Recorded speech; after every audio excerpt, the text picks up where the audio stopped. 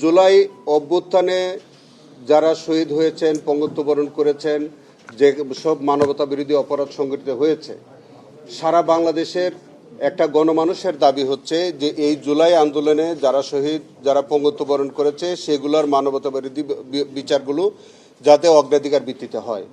আমরা সেই লক্ষ্য নিয়ে আমরা জুলাই আন্দোলনের শহীদদের বা ওই মামলাগুলোকে আমরা প্রাধান্য দিয়ে আমরা তদন্ত কাজ শেষ করার চেষ্টা করছি।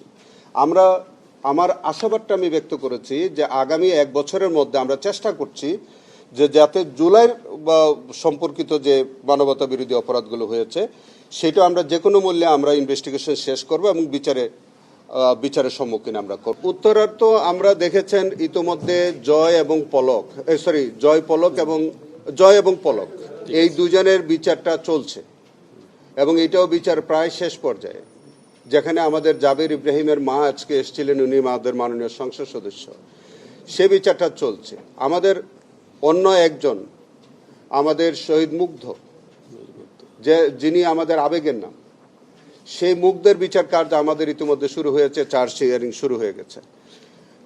এছাড়া আরও যে হত্যাকাণ্ডগুলো হয়েছে এবং অন্যান্য যারা পারপেট্রেটর, যারা এটার সাথে সম্পৃক্ত, তাদের বিরুদ্ধে ইনভেস্টিগেশন আমাদের চলমান।